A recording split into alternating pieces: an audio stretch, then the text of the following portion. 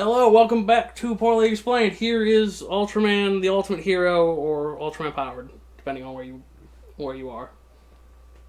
Okay. This was an American one. Oh God.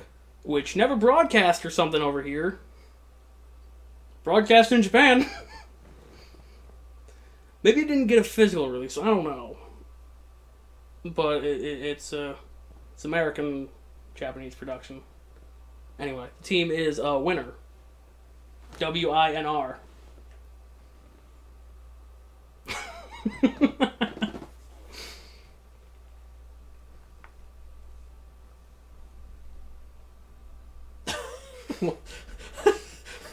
I started trying to put something together, and I'm like, when idiots,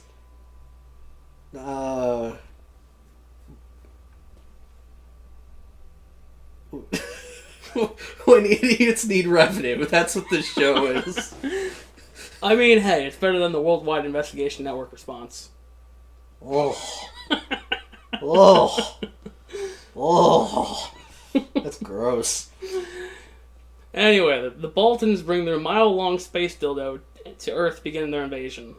Powered explodes a satellite to prevent an all-out war from starting. Powered asks for consent, promising not to do a mind control. What? Who? Powered. To who? To his human host. Cool. He sort of abducts him in red light, and is like, hey, my name's Ultraman. I kind of need to borrow your body. I swear I will not do a mind control. Trust me. And he's like, why did you blow up the satellite? Because if they had fired on the dildo, they would have just sent everybody down at once.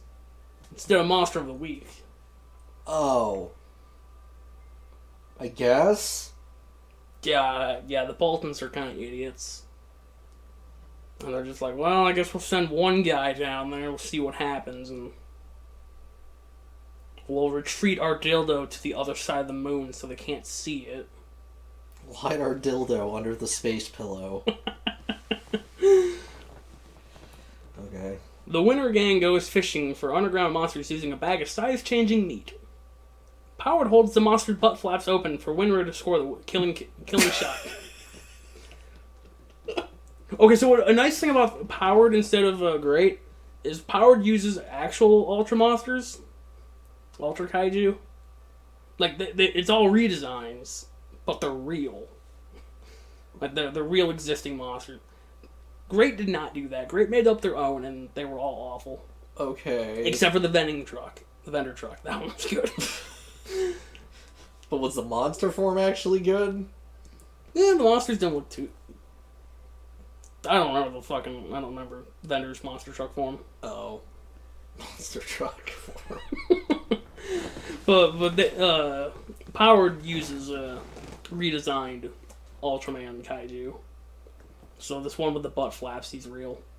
Great. I was explaining to my friend, he's like, oh, I know that one. I don't know what it's called, but I know him. Okay.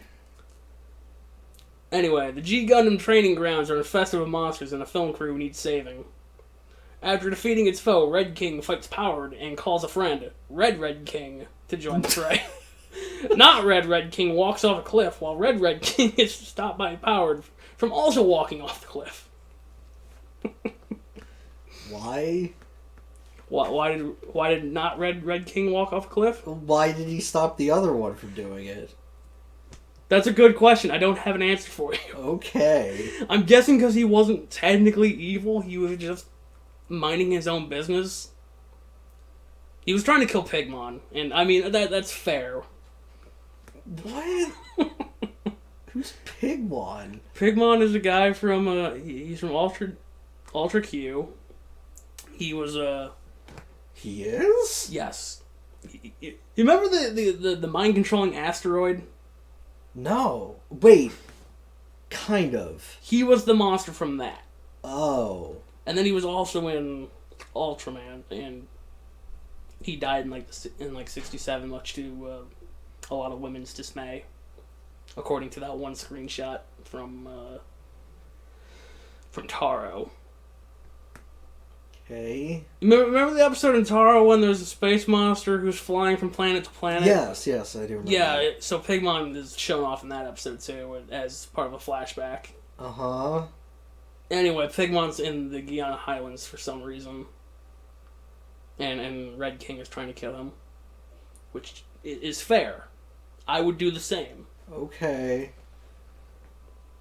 But like, I guess because they're natural and not, like, harming humans, I guess that's why Ultraman is like, no, I guess I will save you. But Pigmon came from whatever. Well, it's fine. It's whatever. Don't worry about it. Power gets kidnapped by mole people who take his Ultra MacGuffin. He tricks them into returning it with playground taunts. Power then lets the winner team think that they're helping fight the monster. Oh, right. I was like, the winner team? Who? Oh, yeah, it's their stupid fucking acronym. Yeah, I know. So the mole people, they're like, the light has returned, so it's now our time to come up to the surface and rule. And did they talk about the dildo or what? The MacGuffin, yes. No, what? No, anyway. So every Ultraman's got a MacGuffin to turn into Ultraman. Yeah. And Power gets his stolen. Okay, I mean that's a trope. And so they're like, yes, the light, and it's like barely giving off any light. Uh-huh. And he's like, you guys don't even know how to use that. And they're like, okay, fine, wise guy, you show us. So they put it back to him. Okay. And while the winner team is fighting the monster, and it's super dense or something, like they're not doing any damage, and they're like, well, it's a mole monster, so if we flashbang its eyes, we can do something. And like, they didn't need to do that because Ultraman just immediately killed it after he put it down. Most moles can't see shit. Flashbang wouldn't do anything. Well, the bang might, but the flash sir wouldn't. Anyway, uranium-filled monster wants to destroy a nuclear reactor, and everyone is against that. The reactor is saved by duct tape when the monster is destroyed when it opens its face cone to eat a missile. Okay. No, it's really good because there's a part where like they got this construction worker, and he's trying to make sure that there's still power in the reactor, and like he looks back and he's talking to the winter captain. He's just like, "This looks bad, but I'm good." He's wrapping it with duct tape.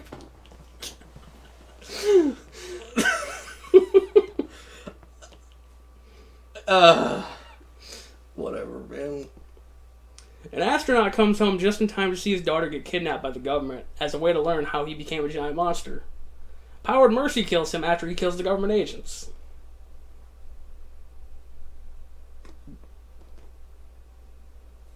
What? Who turns into a monster? The astronaut. Why? Because he got possessed in space by a monster. He's like, I'll show you how to get home. But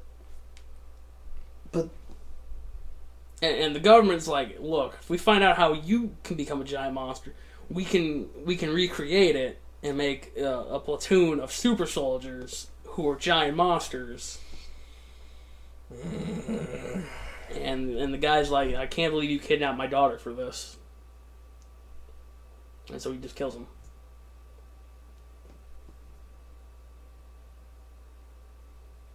Wait, what? Kills who? The government agents. Oh, fair. But then Power just kills him? Yeah, because his daughter runs out and is like, Dad, you're a monster now. And he's just like, I know. Kill me. Explode me into chunks. At least he didn't say peel me. A super hot monster causes forest fires and is immune to almost all attacks due to its high temperature. Realizing this, Power scolds it from a safe distance and it leaves.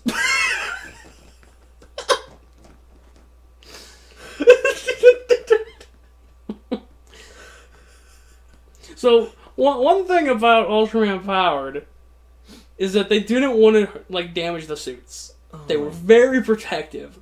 So most of the time the fighting is very slow, and Ultraman's signature move is a shove. Wow. And they're like, well, we can't like,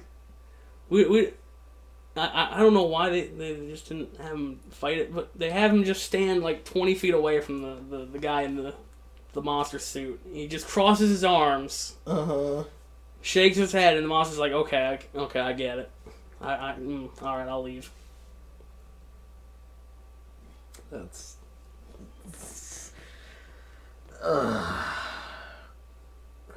It was supposed to be like punishment for humans not respecting nature, and so when the monster's walking away, the winter team's like, I guess it thinks humans have learned their lesson. I'm just like, what? No, shut up. Nobody learned anything. God. A disgruntled employee makes contact with cyber aliens and uploads them into his computer's mainframe. They suck employees into the computers and are only defeated when power cuts the power. Like space viruses. But does it spit the people back out, or are they just gone? I think they're gone. Damn. They get turned into silicone dust. Why? I don't fucking know. That's just what they said in the show. Okay. It was really dumb. That was a really bad use of the datas. That's where they showed up? Yeah, they're cyber aliens now. Cool. Cavers and scientists accidentally release blue and red monsters who have a casual death match at the local high school. Powered volunteers to be the referee, but is rejected, so he kills them both. It's rude. Pestar is enjoying a nice oil-filled buffet when mean old Winter tries to stop it. One of the jets gets hijacked by a refinery worker who got rejected in flight school. Pestar is exploded after being thrown into the sky. See, Pestar's my favorite monster. He's just the 2 starfish with a bat face. I'm sure I've sent the picture years ago. Probably last year. But I don't fucking remember. I'm sure if you saw him, you'd be like, ah, yes, Pestar. The best. Petroleum starfish. I don't know. A dinosaur is revived after getting wet and attempts to search for its homeland. Winter tranks it and plays the claw game with it. It breaks free and tumbles down a mountain. Powered uses his patented shove technique to kill it.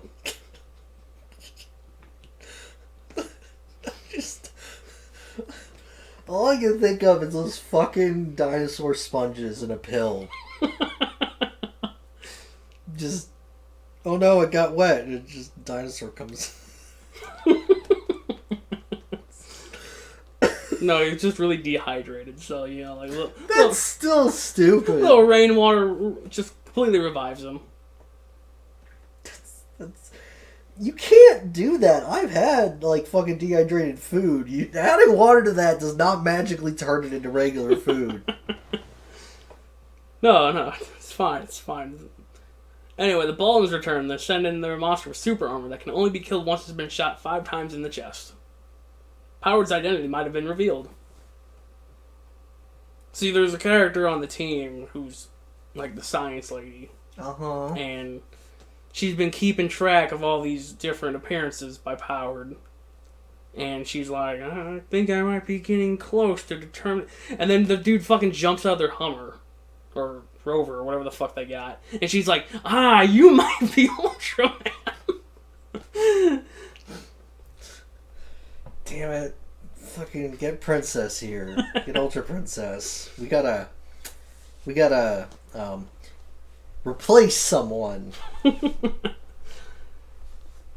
The Baldwins send in their anti-Ultraman final weapon, and Powered separates from his host. He barely wins, and Winter reconfigures the Ultra MacGuffin into a gun. The Baldwins arrive with their space dildo, but are immediately destroyed by the new laser and the Ultra Friends. There's a little bit of Ultraman inside all of us. Actual quote.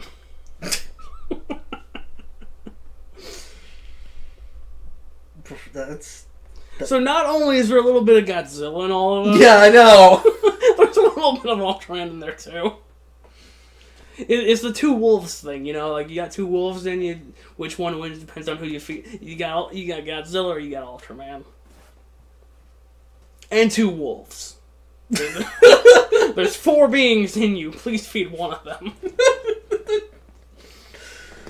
Oh, God. The fact that they could defeat the space dildo using Powered's tech is fucking stupid. That means that everything Powered did was pointless.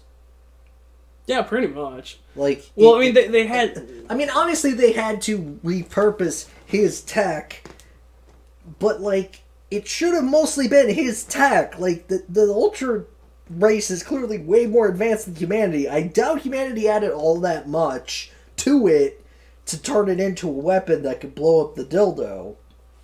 Well, they more or less just kind of inserted it into a weapon. Yeah, no. Like, into, like, a camera lens or whatever, and then they just... Oh God, lenses. How could the Ultra race not figure out lenses? The best thing is they do fire the laser at it by itself, and it doesn't do jack shit. And then the Ultra Friends come down, and they fire their own lasers, along with the first laser. Who are the Ultra Friends? They're just spheres of light. I don't know which Ultraman they are. All of them, I guess. It was probably Man and Zoffy. Wait, there was only 2? Yeah, there was only 2. And Zoffy seems to be the one who's on body pickup duty. Like, anytime an Ultraman dies, Zoffy's the one who has to come clean him up. Fun fact, in Ultraman, Zoffy means janitor. Okay, I mean... It seems relatively competent, I guess. It was a lot better than great, except for the fights. I mean, because they really didn't want to, like, damage any of the suits, despite them throwing fucking not Red King off a cliff. Yeah, well, but, like... They let that fucker tumble. I don't understand, like... Did they just, like, not...